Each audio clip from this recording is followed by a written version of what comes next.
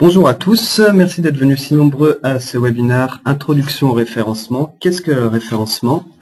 C'est Pierre d'Amen France. Nous allons voir aujourd'hui un petit peu les idées reçues sur le référencement, comment ça se conçoit, où est-ce que c'est et où est-ce qu'on va. Alors, contrairement aux idées reçues, le référencement se pense en amont du projet et pas une fois que le projet est en ligne. Je vais essayer de vous remontrer un petit peu les principales techniques parce que le référencement dans les moteurs de recherche est devenu quelque chose d'indispensable. Pour preuve, 80% des sessions Internet démarrent par une recherche. J'entends par là que quelqu'un devant sa tablette, devant son ordinateur, le soir, chez lui ou au bureau, pour se connecter, par exemple, au Figaro, va aller dans Google, va taper Le Figaro, et c'est ce que j'entends par une recherche. Donc, il va aller faire une recherche pour arriver sur le site qu'il désire voir. Au sommaire de ce webinaire, nous allons voir les principaux types de référencement, le choix des mots-clés, la stratégie du domaine, travailler son contenu, les outils externes au référencement et les erreurs à ne pas commettre. Donc, les principaux types de référencement. On parle souvent de référencement naturel, référencement sponsorisé. Il y a deux types de référencement comme le référencement SME sur les médias sociaux. Mais nous, ce qui nous intéresse aujourd'hui, c'est le référencement naturel. Donc, quand on effectue une recherche sur Google, on a dans la partie rouge toute une partie de liens qui sont sponsorisés. C'est-à-dire que vous payez Google à chaque affichage, à chaque clic pour apparaître dans cette partie rouge. La partie verte, en dessous, celle qui est entourée, est le référencement naturel. Pour cela, vous ne payez pas Google. C'est Google qui choisit qui il va faire apparaître et dans quel ordre. Et toujours dans cette recherche, on a un petit indicateur en haut qu'on reverra sans doute plus tard, qui est environ le nombre de résultats qui correspond à notre recherche. Donc là, en l'occurrence, c'est recrutement pour les PME. On voit qu'il y a 6 millions de sites web, de pages web qui parlent de recrutement pour les PME, ce qui nous permettra éventuellement de voir si un mot est concurrentiel ou pas. Alors, le choix des mots-clés est extrêmement important. Il doit bien être réfléchi.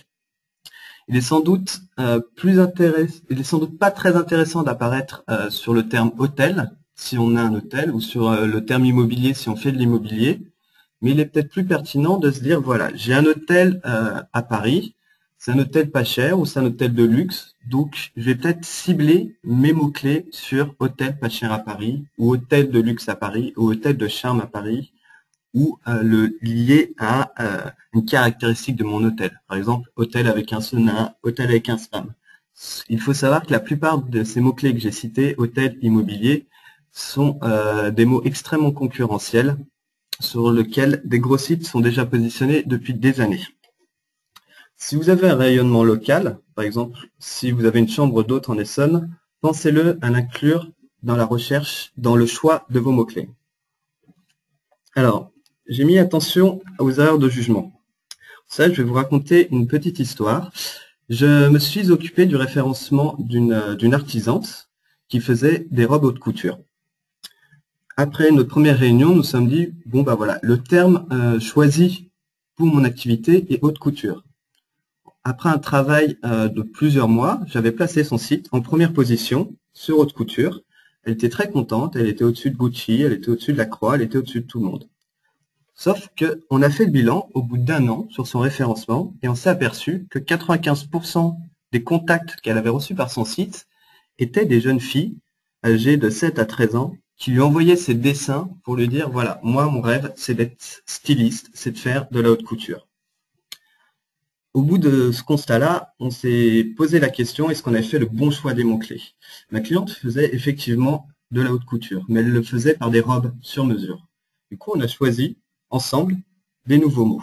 Et on s'est dit, bah tiens, on va faire des robes sur mesure, on va axer le référencement sur robes sur mesure. Donc là, rebelote, 8 mois de référencement pour placer le site web en première position sur les termes robes sur mesure, tailleur sur mesure, robe de mariée sur mesure.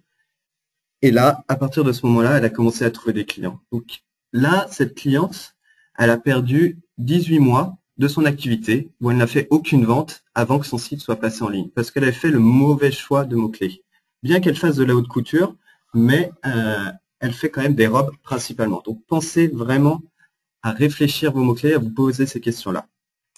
Si vous avez un doute sur le choix de vos mots-clés, il existe un certain nombre d'outils pour vous aider, pour vous guider. Dans ce webinaire, j'ai choisi Google Trends. Donc Google Trends, c'est un outil qui nous est mis à disposition gratuitement par Google qui permet de comparer des mots-clés, qui permet de comparer la tendance de recherche des mots-clés. Donc, je vais aller vous montrer très rapidement comment il fonctionne. Je vais prendre deux mots-clés. Je vais chercher annonce. Je vais rajouter une petite virgule parce que je veux le comparer avec offre. Et je vais voir qu'est-ce qui est plus recherché par les internautes. En l'occurrence, je vois qu'annonce est très recherché par les internautes comparé à l'offre. Donc, cet exemple est très générique. Je vais me mettre au niveau du pays France pour vraiment voir ma clientèle française, ce qu'elle cherche plus, annonce ou offre. J'aurais pu rajouter demande, par exemple. Donc, n'hésitez pas à utiliser ce petit outil si vous avez des doutes sur vos mots-clés, si vous ne savez pas, si vous hésitez entre deux mots. Et là, si j'étais un site qui faisait soit des offres, soit des annonces, soit des demandes, ben je forcerais mon référencement sur le mot annonce parce que je vois que beaucoup plus de personnes cherchent annonce au quotidien. Donc, ce choix des mots-clés est stratégique. Il faut le penser, il faut le réfléchir, et ceci en amont de la création du site web quasiment, et en amont du référencement. La stratégie du domaine. Alors, la stratégie du domaine, elle est multiple. Un nom de domaine, de façon générale, doit être court et pertinent. Dans le cas où votre activité comporte votre nom de marque ou votre activité comporte deux mots, je vous recommande de privilégier le tiret. C'est plus entre les deux mots. C'est plus visuel pour l'humain et Google préfère aussi avoir les deux mots distincts. Il arrive très bien à différencier les mots dans un nom de domaine. Si vous faites venteprivée.com, il va très bien détecter le mot vente et le mot privé dans ses résultats de recherche. Mais pour les utilisateurs, pour l'œil humain, il est quand même préférable d'utiliser le tiret entre chaque mot. Quoi qu'il arrive, il vaut mieux, pour se protéger au niveau de sa marque, enregistrer les deux noms de domaine, c'est-à-dire ma société-restaurant.com et ma société-restaurant.com, juste pour protéger son identité numérique. Alors, il peut être aussi utile de joindre l'activité dans votre nom de domaine. Elle n'est pas forcément prise en compte pour le référencement, mais est beaucoup plus parlant. Si par exemple votre société s'appelle Galion, on ne sait pas forcément à quoi ça correspond. Si elle s'appelle CIS, on ne sait pas non plus. Donc c'est pour ça que là, dans ces deux petits exemples, j'ai rajouté imprimerie pour dire que CIS était une imprimerie et restaurant pour dire que c'est un restaurant. Et pensez à vos cartes de visite. C'est beaucoup plus parlant quand vous avez donné votre carte de visite d'avoir imprimerie-cisb.fr que cisb.fr. Quelqu'un qui retrouve votre carte de visite dans son portefeuille suite à une réunion, suite à un rendez-vous ou à un dîner entre amis, quand il va retrouver votre carte de visite, il va se dire « Ah bah oui, ça c'est une imprimerie », c'est beaucoup plus clair. Toujours dans cette stratégie des domaines, l'extension peut influencer les moteurs nationaux. Google, notamment, préférera afficher des résultats en .fr pour les gens qui font une recherche à partir de la France et à partir de google.fr. Et ceci, pareil, pour les points BE, les points IT, les points DE, etc. Donc, en fonction de votre activité, en fonction de vos clients et de votre localisation, pensez à choisir l'extension cible. Si vous avez un rayonnement international, optez pour le .com. Si vous avez vraiment un rayonnement purement local, optez vraiment pour le .fr. Certaines extensions plus thématiques, comme aéro, mobi, etc., peuvent être assez utiles pour resituer votre société et votre activité, que ce soit toujours pareil sur vos cartes de visite, dans les résultats de recherche, tout ça. Donc, ce sont des extensions qui existent, qu'il faut penser et qui peuvent influencer votre référencement par rapport à vos concurrents. L'ancienneté du nom de domaine a aussi un impact. J'entends par là deux choses. si votre nom si vous êtes par exemple au début de votre projet, que vous n'avez pas encore votre site web, que vous n'avez pas encore vos mots-clés, pensez quand même à enregistrer votre nom de domaine. Google sait connaître l'ancienneté d'un nom de domaine, sait connaître l'âge d'un nom de domaine, et va sans doute mettre en avant un nom de domaine plus ancien par rapport à un nouveau, par rapport à un nom de domaine qui vient d'arriver.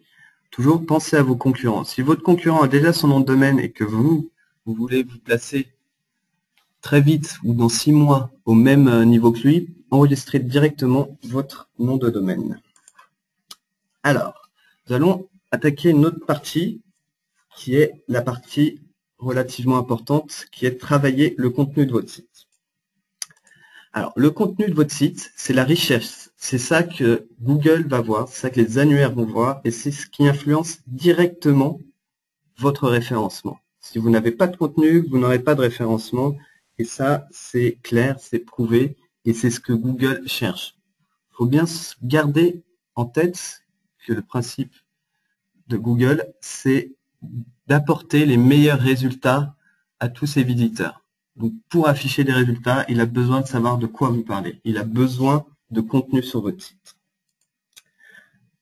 Un point que les moteurs de recherche en général, que ce soit Google, Bing, Ask ou les autres, aiment particulièrement, c'est la fréquence de mise à jour. Ils aiment bien quand un site a du nouveau contenu, quand un site suit un petit peu l'actualité, quand un site met en avant des choses et ne se contente pas de 3 pages qui sont posées depuis 10 ans sur Internet. Pensez toujours que vos concurrents risquent, eux, de mettre du contenu. Donc, même si vous ne mettez pas de contenu et que vous avez un bon positionnement à un instant T, rien ne vous dit que demain, votre concurrent, il va aller lui rajouter 5-6 pages de contenu, faire 5-6 articles sur des points qui vont le faire passer devant vous, parce que il a montré à Google, il a montré au moteur de recherche que lui, il mettait toujours à jour son site. Donc le contenu, pensez à le mettre à jour. Il y a la manière aussi de rédiger le contenu.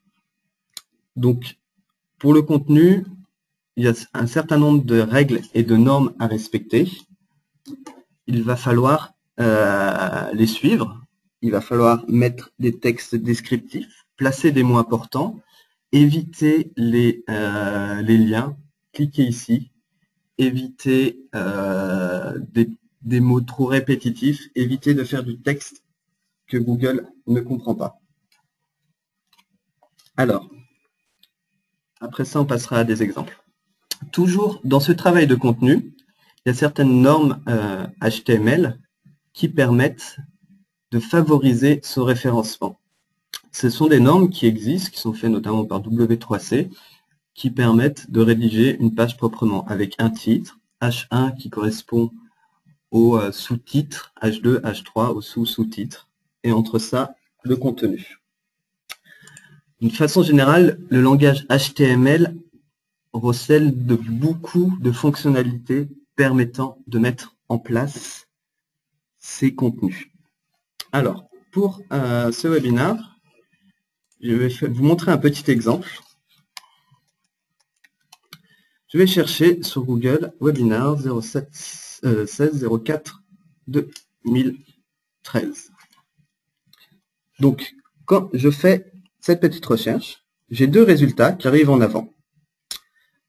Je vais ouvrir ces pages dans 2 nouvelles fenêtres pour les observer succinctement.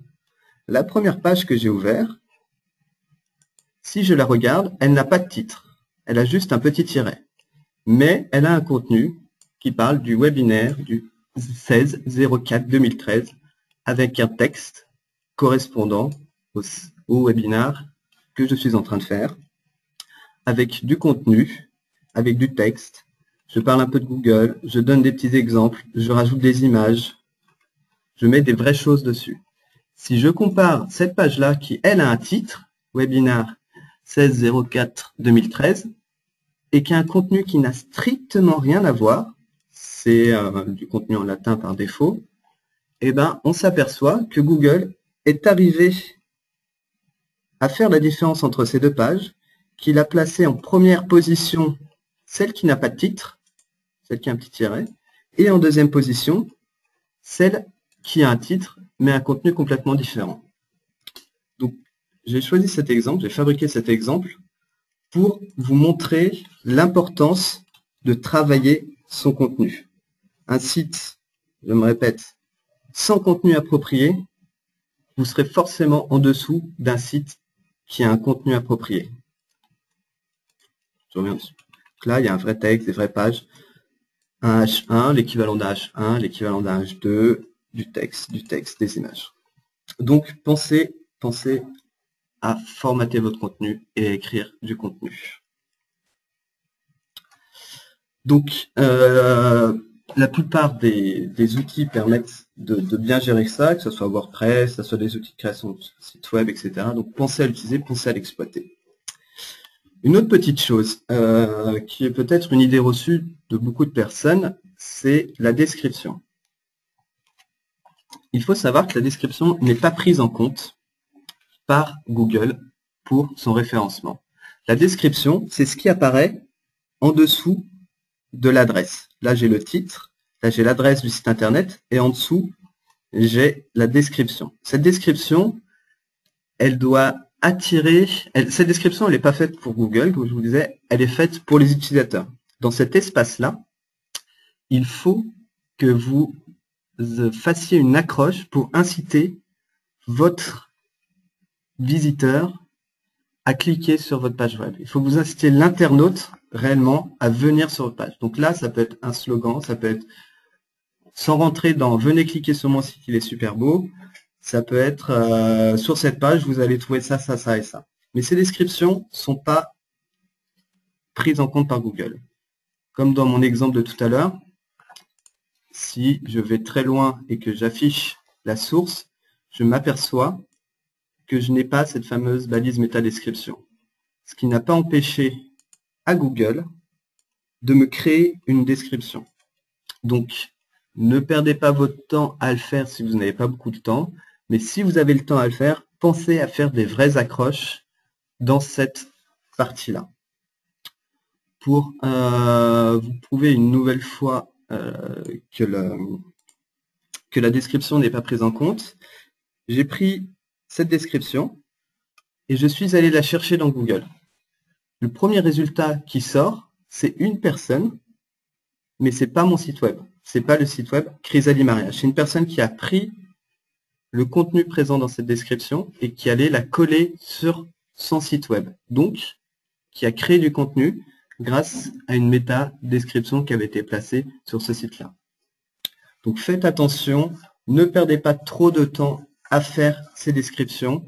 Si vous avez le temps de les faire, pensez que c'est des accroches pour vos clients, mais surtout, oubliez Google pour ces descriptions-là. Alors, un autre petit point sur le référencement, c'est l'utilisation des images.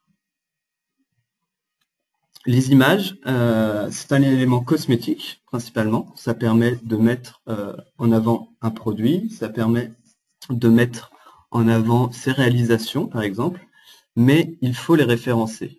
Des images bien référencées sont des images qui ont ce qu'on appelle un attribut alt. Donc, je n'entrerai pas dans le détail comment est-ce qu'on applique l'attribut alt, mais c'est important de bien le faire. C'est important de bien le faire parce que depuis très longtemps, Google a une recherche image. Et beaucoup de personnes, s'ils cherchent par exemple une petite robe, cherchent une robe noire, vont chercher robe noire et vont aller dans images pour aller voir laquelle petite robe noire lui plaise. Et une fois qu'ils auront ce visuel-là, ils vont aller cliquer dessus et ils vont arriver sur le site du commerçant. Et là, à partir de ce moment-là, ils pourront l'acheter. Donc, si vous vendez des produits, ne négligez pas ce travail d'image. Ne négligez pas le temps qu'il faut passer dessus. Et surtout, mettez bien une description par le biais de l'attribut alt à ces images-là. Alors, la plupart des logiciels permettant de créer des sites web vous permettent de rentrer des titres, vous permettent de rentrer des descriptions et vous permettent de rentrer des images. Par défaut, elles mettent documents sans titre. C'est le cas de Dreamweaver, c'est le cas de FrontPage à l'époque, et c'est le cas de WordPress qui met My Blog, etc. Donc, ne laissez pas votre site avec ces titres-là. Dès le début, c'est pour ça que j'ai mis au début de ce webinaire le choix des mots-clés, ça doit être votre premier réflexe. Avant même le graphisme, avant même l'achat de votre nom de domaine ou de votre hébergement, pensez, quand vous créez votre site web, à voir si vous avez la possibilité de modifier ces titres avec l'outil que vous avez choisi. Si l'agence qui fait votre site web a pensé à modifier ces titres, si vous avez l'accès dessus. Alors, notamment le cas de l'e-commerce. Les boutiques e-commerce, qui sont de plus en plus nombreuses sur Internet et de plus en plus concurrentielles, tombent souvent dans le piège, voilà, j'ai des boutons, donc je vais mettre juste le mot bouton dans le titre. Ça, il faut tout de suite l'oublier. Il faut absolument mettre une description courte, une description longue pour vos boutons, une description sur les images. Il faut référencer l'intégralité du contenu de vos produits. Tout référencer. Ne pas oublier de rajouter quelque chose. Et surtout, rajouter le contenu sur chacun des produits et des fiches produits. Une autre petite chose,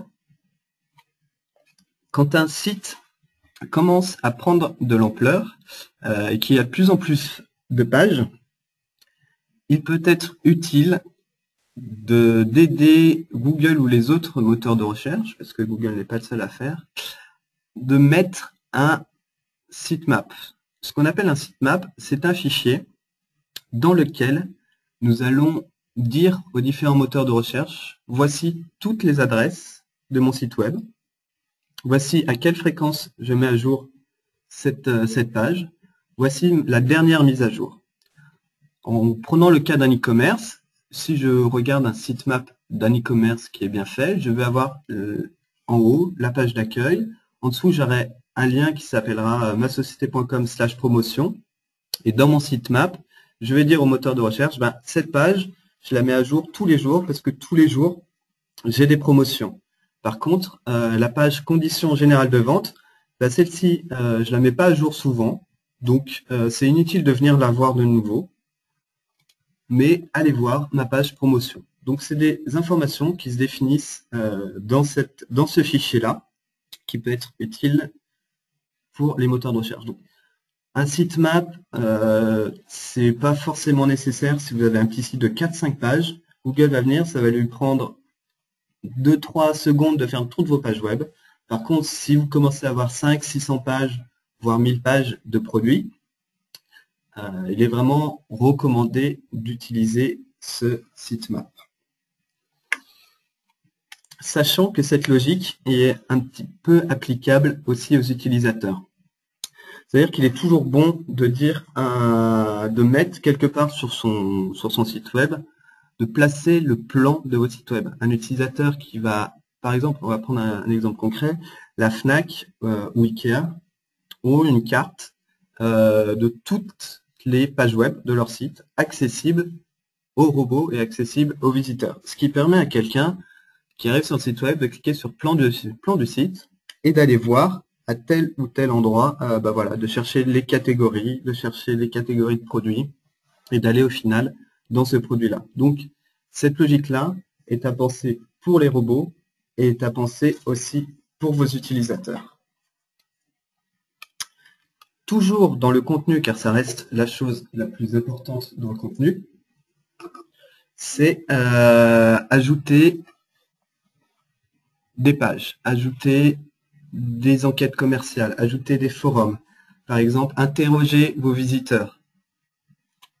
Comment avez-vous trouvé notre site web? Donnez-nous votre avis sur ce produit-là. Ça ne veut pas forcément dire que ce client va l'acheter là, mais le fait de créer ces enquêtes va créer du contenu, et en créant du contenu, ça va augmenter votre référencement. toujours parce que le référencement se fait grâce au contenu que vous faites. Donc pour ça aussi, les forums sont très bien. Les forums ont un petit désavantage, c'est-à-dire qu'il faut quand même les modérer, il faut faire attention à ce que les clients mettent dessus, à ce que les visiteurs mettent dessus, ce qui ne sont pas forcément des clients. Mais mine de rien, ça crée beaucoup de contenu. Surtout si vous avez un site avec peu de contenu. Alors le marketing viral, ça aide aussi pas mal pour le référencement. Le marketing viral, on peut appeler ça aussi le buzz marketing. C'est quelqu'un qui va faire une publicité, je sais pas, une image un peu rigolote pour présenter sa société, pour présenter sa compagnie. Et cette image va être reprise sur les médias sociaux, va être reprise dans les mails, va être reprise sur les forums. Et ça va pouvoir vous faire un petit peu de publicité et du coup augmenter les liens qui amènent vers vous. Parce qu'il est vrai que j'ai pas beaucoup parlé des liens entrant vers votre site web, mais c'est quelque chose qui va aider au référencement de votre site. Ce n'est pas essentiel, c'est utile, c'est pas négligé, mais ça va aider. Et pour ça, vous pouvez passer par du marketing viral. Et ça, on en a tous vu, peut-être même sans le savoir, c'est-à-dire une petite vidéo qu'on aime bien. Il y a une société, je peux citer, qui s'appelle Orange, qui utilise cette méthode-là en mettant le début d'une vidéo, par exemple sur Allociné ou sur Facebook. Et si vous voulez voir la fin de la vidéo, vous pouvez cliquer ici. Donc du coup, vous êtes ramené sur le site web. C'est dans ce sens-là que j'entends marketing viral. Toujours dans le contenu, toujours dans mes temps à jour. Alors, à ne pas négliger, il y a Facebook, comme vous connaissez tous sans doute. Il y a Google+, il y a Twitter. Donc ça, ce sont des stimulateurs de liens entrants.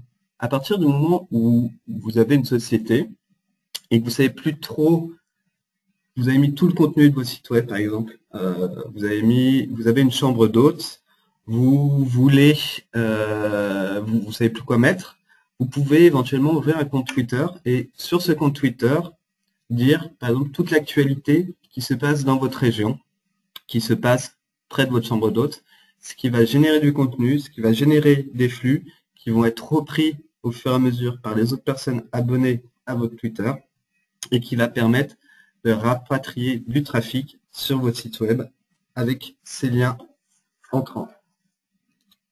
Donc, ne pas négliger ça, y penser et le travailler au quotidien, le jour le jour. Alors, on va voir quelques petits outils qui peuvent vous aider au référencement.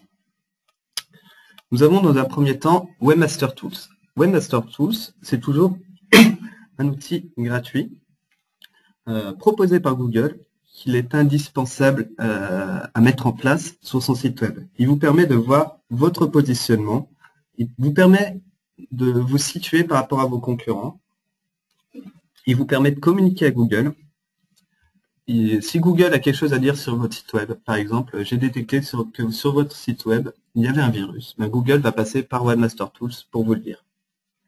Si Google va analyser votre site 2-3 fois, il va vous dire, par exemple, je détecte que tous vos titres sont identiques. Donc, je vous préviens, moi, je vais référencer votre site par rapport à votre concurrent qui a travaillé tous ces titres, qui dirige bien ses visiteurs.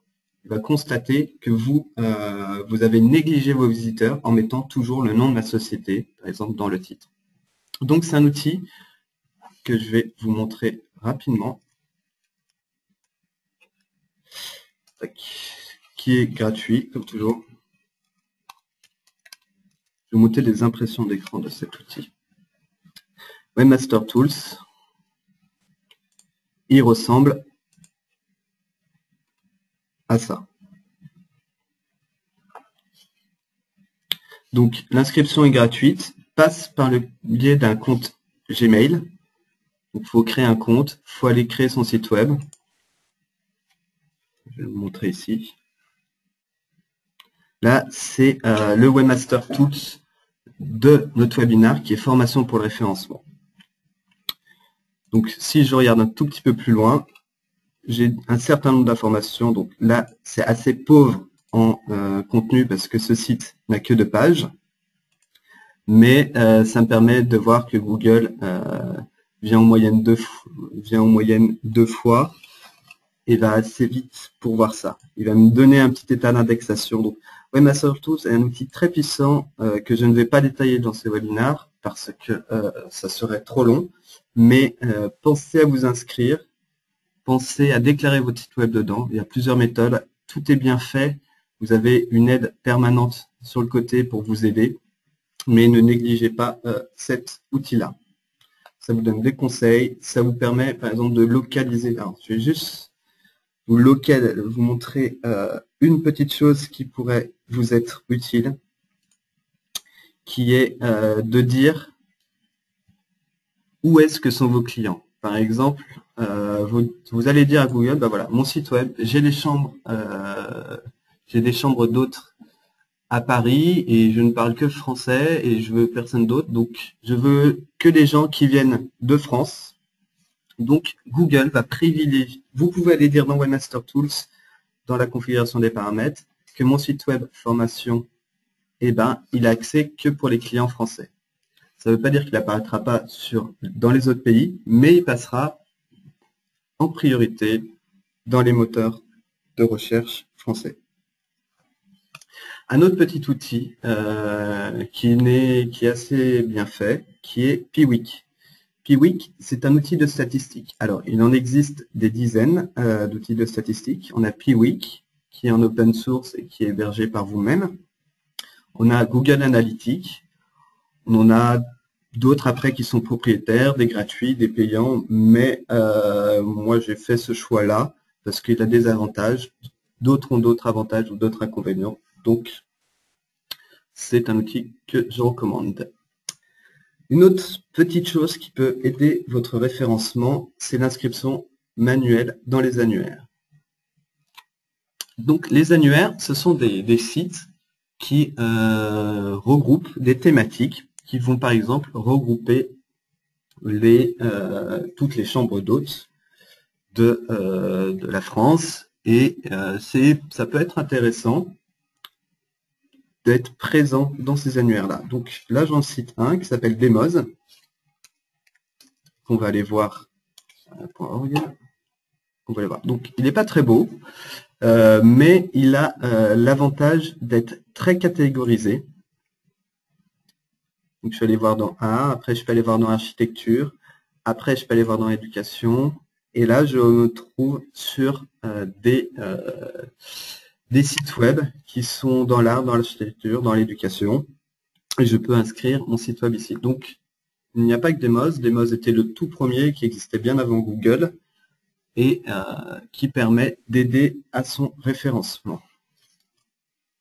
Vous pouvez ensuite trouver d'autres outils sur Internet pour analyser votre site web, savoir s'il est bien fait, savoir s'il est pas fait, mal fait. Je vous recommande WebRank Info, qui est un site, une communauté française de référencement, qui met à disposition divers outils et un forum relativement actif sur ce sujet-là. Nous allons maintenant passer aux heures à pas commettre. Alors, il est très facile de se dire, bon, moi, j'ai pas beaucoup de contenu sur mon site web parce que je fais des robes de mariée, des robes de soirée.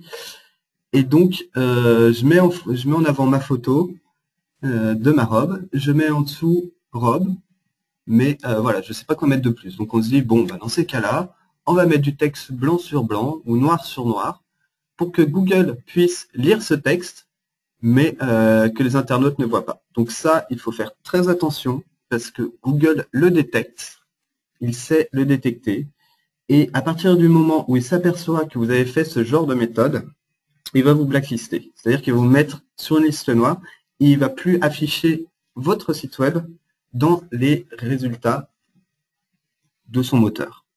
Donc, faites attention de ne pas tomber là-dedans parce que c'est très dangereux. Et pour revenir de ça, à partir du moment où vous avez été blacklisté, de revenir, c'est très dur. Alors, je vais employer un mot qui s'appelle un peu barbare, qui est le cloaking, qui est aussi une autre méthode qui peut être très attirante. Le cloaking, c'est une méthode qui permet de dire, ben voilà, quand je détecte que c'est un robot qui vient visiter mon site web, je lui affiche beaucoup de contenu. Je vais lui afficher des textes bien faits, avec des sommaires, avec des titres, des sous-titres, et toutes ces choses-là. Et puis quand c'est un visiteur, je détecte que c'est un visiteur, et puis là, hop, je lui affiche un autre contenu. Donc ça aussi, que ce soit Google ou les autres, ils détestent ça, et si vous tombez dans cette facilité-là, parce que c'est facile de référencer son site avec du cloaking, et ben vous allez vous faire blacklister, et vous ne pourrez pas revenir dans les résultats de recherche. Alors, une autre grosse faiblesse et un autre gros piège du référencement, c'est le duplicata de contenu.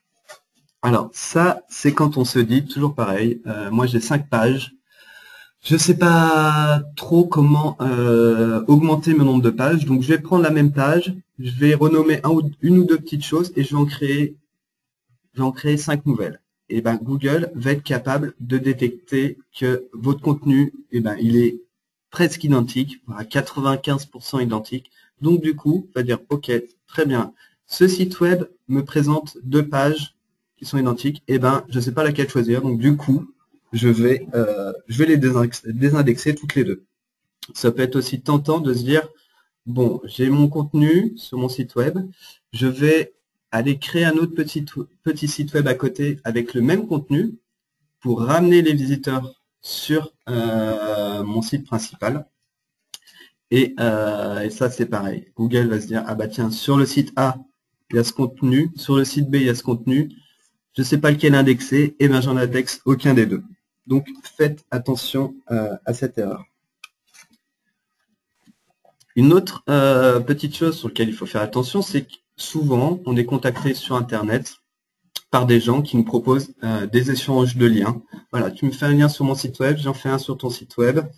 Ça peut s'avérer utile de temps en temps, mais il faut faire quand même attention de pas toutes les semaines changer l'intégralité de ses partenaires, de pas toutes les semaines de dire bah voilà, j'étais partenaire avec le casino, avec le restaurant, avec l'hôtel, avec je sais pas quoi à côté. Et ben la semaine suivante, et ben je vais être partenaire avec le boucher, le charcutier, et puis la semaine d'après, ça sera le boulanger, le pâtissier. Donc faites attention à ces liens sortants, de ne pas les mettre trop souvent à jour.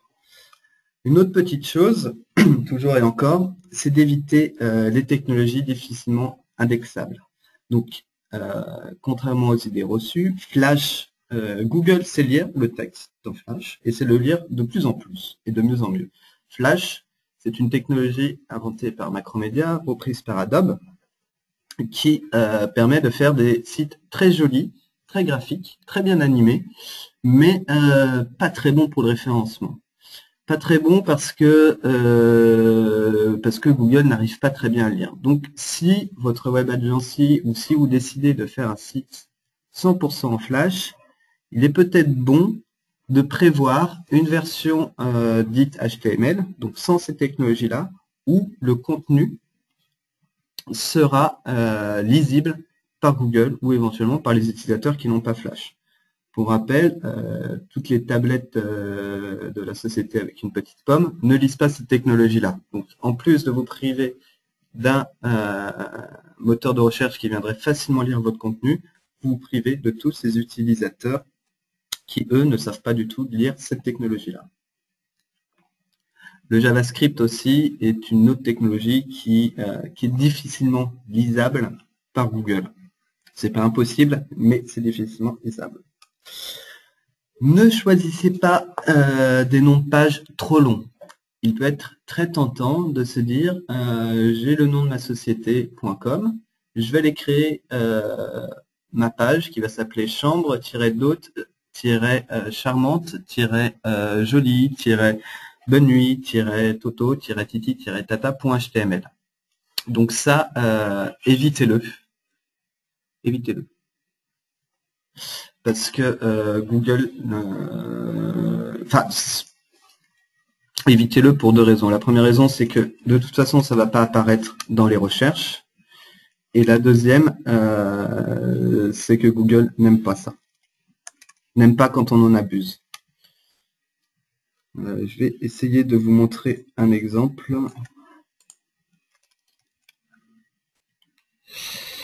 Par exemple, sur cette, donc ça c'est une petite commande. J'ai fait site de points, le nom de domaine.com, ce qui me permet de voir toutes les pages que Google connaît sur ce nom de domaine. En l'occurrence, Google connaît 27 pages liées à ce nom de domaine, chrysalimariage.com. Là, quand on regarde le nom des pages, les fameuses adresses, on voit pas le bout. Google maintenant le cache. Avant le cachait moins, mais le cache de plus en plus. Donc, ça ne sert à rien de créer des pages à rallonge. Évitez la surutilisation de mots-clés et surtout ceux qui sont non pertinents. Ça va servir toujours à rien de marquer 200 fois sur sa page robe sur mesure, robe de mariée sur mesure, webinaire. Mettez-le proprement une ou deux fois, 3 ou 4. Là, sur cette page-là, bon, c'est un petit peu abusé, parce qu'il fallait que ça soit référencé en 2 jours. Mais je ne l'ai pas mis trop de fois. Je l'ai mis 1, 2, 3, 4, 5. Puis après, j'ai parlé d'autres choses autour de ça. Donc, faites, ne démultipliez pas les choses. Faites du texte pertinent. Pensez vraiment à répondre aux questions au final de vos futurs clients. Et du coup, si vous répondez à ces questions-là, vous allez répondre aux questions de Google et vous allez être mieux indexé dans Google. Et une dernière chose qui est une erreur à ne pas commettre ou un conseil surtout, c'est être patient, c'est la clé du succès de votre référencement. Un site web référencé en 48 heures, ça n'existe pas. Vous allez sans doute voir des publicités vous disant votre site web en première position en une semaine ou 48 heures, c'est pas vrai. C'est pas possible par le biais du référencement naturel. Si effectivement vous payez Google pour être dans les fameux liens sponsorisés qu'on a vus au début, oui, vous serez référencé en 48 heures. Vous ne serez pas référencé, oui, vous apparaîtrez en 48 heures sur le moteur de recherche. Mais c'est pas quelque chose qui dure dans le temps, c'est quelque chose qui coûte très cher et qui est encore un autre débat et un autre sujet. Je vous remercie pour votre attention. Je suis en train de récupérer les questions qui ont été nombreuses et posées et je vais tâcher d'y répondre. Alors oui, donc le webinaire sera-t-il en accès libre sur Internet? Oui, il sera mis sur notre page Facebook et sur notre chaîne YouTube. Le PowerPoint sera aussi en téléchargement, toujours aussi sur notre page Facebook. Donc ça, c'est les deux questions de PowerPoint qui sont venues plusieurs fois. Alors, comment faire avec le choix du domaine, des domaines, comment faire avec des noms complexes? Alors, le choix du nom de domaine, comme je le disais un petit peu au début, je vais prendre plutôt dans l'autre sens. Le nom de domaine n'est pas forcément l'identité juridique de votre site web. Vous pouvez très bien avoir une société qui s'appelle Agence des médias numériques et avoir un nom de domaine qui s'appelle amen.fr. Nous, notre entité numérique, notre entité juridique n'est pas Amen. Ce sont des initiales. Vous pouvez très bien, si vous avez un nom de domaine complexe, essayer de penser à un raccourci de ce nom de domaine et éventuellement, du coup, comme je vous conseillais au tout début de notre présentation, à y accoler votre activité. Pensez toujours vraiment à vos cartes de visite. Ça paraît peut-être à notre époque un petit peu dérisoire, mais ça sera toujours plus simple de voir à quoi correspond votre activité, surtout si votre identité numérique est différente. Donc ça, pour le choix du nom de domaine, pensez à ça, pensez à le raccourcir, sachez que vous pouvez avoir n'importe quel nom de domaine à partir du moment où il est libre.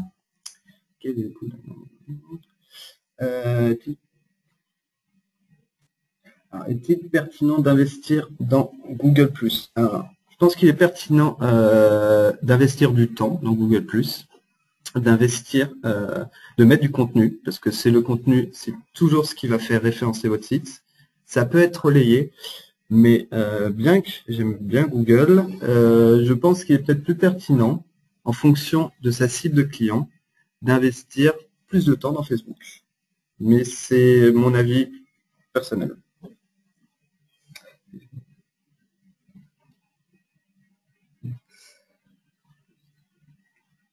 Alors, une autre question qui est très intéressante, c'est vaut-il mieux plus de pages qu'une page longue? Moi, je serais tenté de dire oui, il vaut mieux plus de pages plutôt qu'une seule page longue. Je dis oui parce que il y a une notion de rebond que je vais pas évoquer dans ce webinaire qui consiste grosso modo à détecter le temps où la personne va rester sur votre page web. Donc, une personne qui, après une recherche, arrive sur votre page web, si elle voit une page de 2 km de long, et je pèse mes mots en se disant ça, ça va sans doute la faire repartir.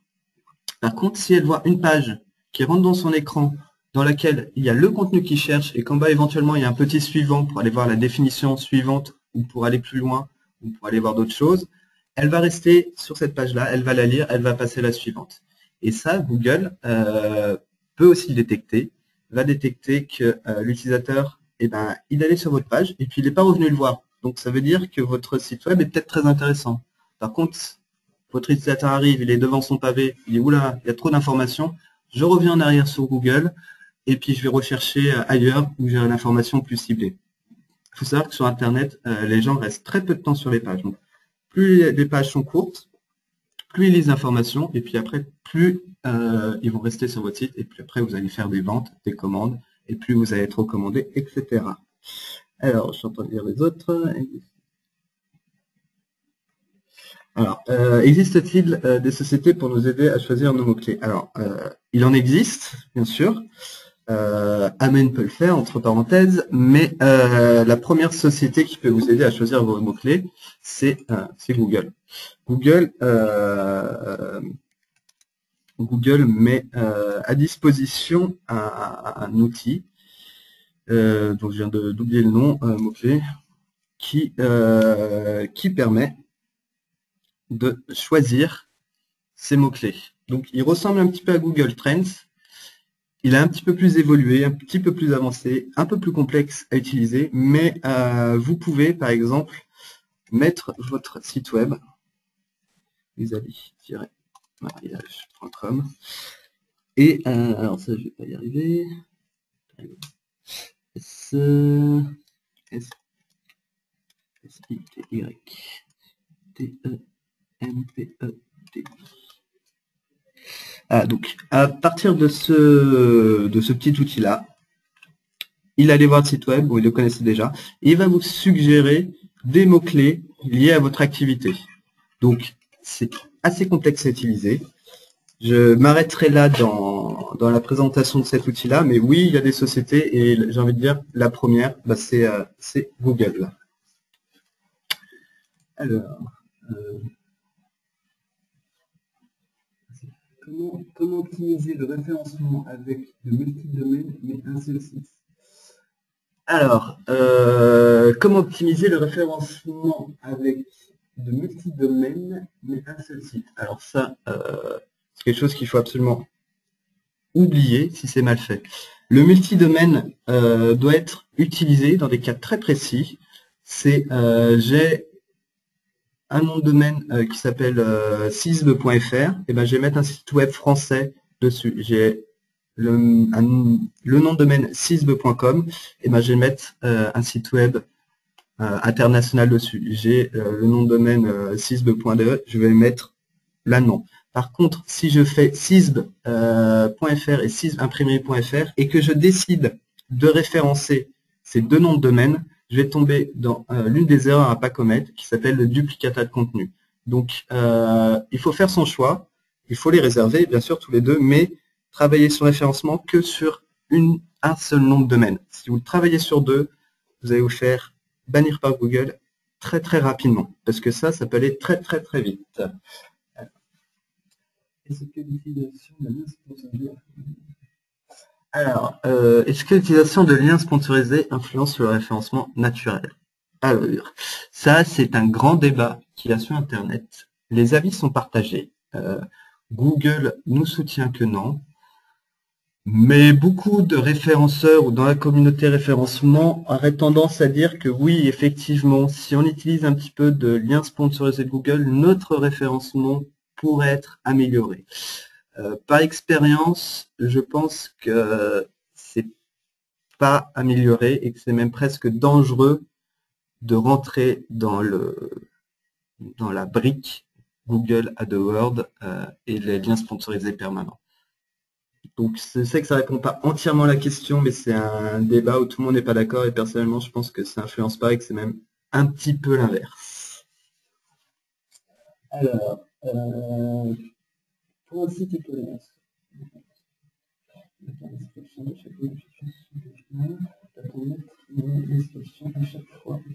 alors, pour un site e-commerce, où on peut rentrer les descriptions, doit-on changer à chaque fois ou pas? Alors, c'est ce que je disais un petit peu tout à l'heure. Si vous avez le temps de le faire, je vous recommande de le faire en mettant des descriptions qui permettent de faire l'accroche pour vos clients, en disant sur cette page-là, vous allez trouver ça, ça, ça et ça. Par contre, si vous n'avez pas le temps de le faire, moi, je vous recommande vraiment dans ce cas-là de ne pas en mettre et de laisser Google créer la description. Comme je le montrais dans mon exemple, ce mot-clé-là, cette page-là, n'a pas de description. La fameuse balise métadescription n'est pas présente, mais Google a su me créer une description tout seul. Donc, plutôt que de mettre une description identique, parce que vous n'avez pas le temps, parce que vous n'avez pas d'idée, n'en mettez pas. Ça, c'est catégorique là-dessus. Et si vous avez le temps, mettez des phrases d'accroche qui peut résister. Alors, une petite question. Quel format des pages utiliser? Le format des pages, de toute façon, c'est du HTML. Quoi qu'il arrive sur Internet, tout ce qu'on appelle le web, c'est-à-dire tout ça, c'est du HTML. Google utilise HTML. Donc, je ne sais pas si c'est exactement ça la question, mais le format doit être en HTML. Et après, doit être bien pris en compte et formaté visuellement par une couche de ce qu'on appelle le CSS. Alors, apparemment,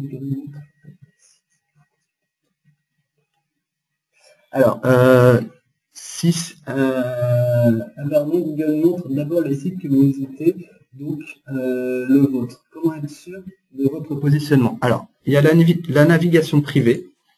Déjà, faut pas être connecté, faut pas être comme moi là, mais là, je m'étais déconnecté au début de référencement.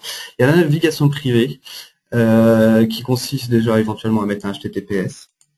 Il y a une chose pour être sûr que mon avis, mais enfin c'est même pas que mon avis, l'avis de tout le monde, n'utilisez pas Chrome pour vérifier votre référencement parce que Chrome est le navigateur de Microsoft, de Google, excusez-moi. Donc utilisez Internet Explorer, utilisez Firefox pour être sûr que vous n'êtes pas influencé par les informations.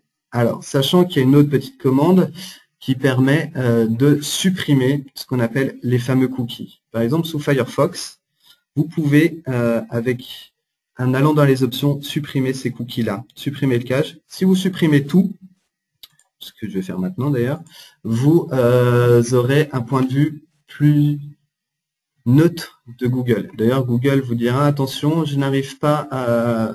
Pour optimiser votre navigation, il vaut mieux utiliser des cookies.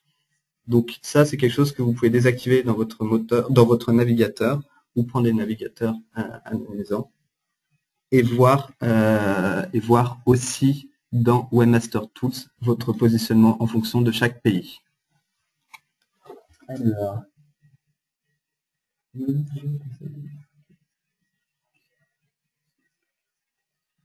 Alors, une agence me conseille de focaliser le SEO uniquement sur du netlinking et m'explique que c'est la solution la plus efficace.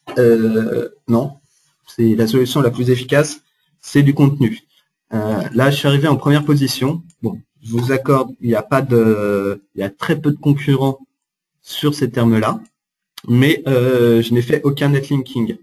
Je pourrais vous montrer des dizaines d'exemples. Je vais toujours prendre mes robes de mariée. Mariée sur mesure, par exemple, où on va aller voir un vrai créateur. On peut aller voir, je sais pas, on peut aller voir. Bon, c'est un exemple que je n'ai pas vérifié. Mais si je regarde les liens qui sont faits sur ça, il y a 11 liens qui sont faits sur ce site web là. Et ce site web apparaît en 11e position. Si je regarde, on va prendre la fée corsetée par exemple. Si je regarde son nombre de liens, bon, il y en a 10. Je suis tombé sur un autre exemple. Enfin, quoi qu'il arrive, c'est sûr que non, c'est pas la stratégie, elle est uniquement dans le contenu. Voilà, il y a 3. Alors ça y est. Là, j'ai 3 liens qui sont créés vers ce site web sur crean.com contre 10 liens sur la fée corsetée. Donc, ça me prouve clairement que la personne a passé du temps à faire des liens vers son site web, mais c'est pas pour autant qu'elle arrive en première position par rapport à un de ses concurrents qui a moins de liens. Soumission dans de multiples... Alors, la soumission dans de multiples annuaires est-il efficace? Elle peut être efficace à condition de garder en tête qu'il ne faut pas aller mettre son site web n'importe où. Google sait détecter la nature des liens. C'est-à-dire que si vous avez un annuaire qui va répertorier, par exemple, tous les créateurs de mode, créateurs de robes de mariée, et cet annuaire est fait uniquement pour ça, oui, ça sera conseillé d'aller référencer son site web dedans, que ce soit pour Google ou pour même les utilisateurs qui vont passer par ces annuaires-là pour trouver leur propre site. Par contre, si sur ce même annuaire, à côté, ça va parler de voitures, ça va parler de garage, ou peut-être même de Viagra ou de pharmacie, là, Google ne va pas le prendre en compte. C'est pas pour autant qu'il va vous bannir, mais en tout cas, il vous aura fait perdre votre temps à créer un lien, à aller vous inscrire dessus pour être présent dedans. Et on me disait en plus en complément, est-ce qu'il faut que la description soit différente? La description n'est pas nécessairement différente. De toute façon, il vaut mieux communiquer sur sa marque que sur des mots-clés. Alors, on voit souvent sur des sites des liens répétés en bas de page. Alors, il faut faire très attention à ces fameux liens. C'est bien s'ils sont bien faits, c'est mal s'ils sont mal faits. J'entends par là que une autre phase dans la construction du site web est ce qu'on appelle les liens internes du site. Alors, les liens internes du site, c'est Webmaster Tools. J'essaie de vous le montrer. J'essaie de vous montrer sur ce petit site. C'est-à-dire qu'on va faire, nous, des propres liens de la page d'accueil vers, par exemple, la fiche produit, vers la page contact, vers la page Toto, vers la page Titi. Le problème, c'est que quand en bas, on met, quand en bas de cette page-là, on met des pages vers ses conditions générales de vente, vers ses mentions légales. C'est-à-dire qu'on va créer 50 liens, parce qu'on a 50 pages, vers nos conditions générales d'utilisation ou nos mentions légales. Donc on va créer ce qu'on appelle des liens internes qui ne sont pas du tout efficaces parce que vous ne voulez pas dire à vos visiteurs « venez sur ma page de conditions générales de vente ». Donc bien penser, en bas, il vaut mieux privilégier peut-être un ou deux liens vers des catégories que vous préférez, mais ne mettez pas l'intégralité de votre site map en bas, parce que vous allez créer des liens internes qui vont s'avérer être inutiles pour le référencement, mais pas forcément pour l'utilisateur. Alors, en fait, le meilleur des référencements est de travailler. En fait, le meilleur des référencements est de travailler sérieusement et long. Oui, exactement. Je sais pas qui est de ça, mais c'est exactement ça. Il faut travailler sérieusement. C'est long. Un référencement, ça se fait pas en 48 heures, ça se fait pas en une semaine, ça se fait en plusieurs mois. Il faut prendre du temps pour le faire. Il faut surtout rédiger son contenu. Voilà, il y a encore beaucoup de questions qui arrivent. Ces questions, la plupart sont répondues, même sans doute l'intégralité, dans Facebook. Sur Facebook, on fera un livre blanc. Sur notre page Facebook, je vais tâcher de répondre à toutes les questions qui vous restent. Je vous remercie encore d'avoir suivi ce webinaire, en espérant que vous ayez appris des petits éléments et que vous puissiez commencer un peu votre référencement. Suivez-nous sur Facebook. Au revoir.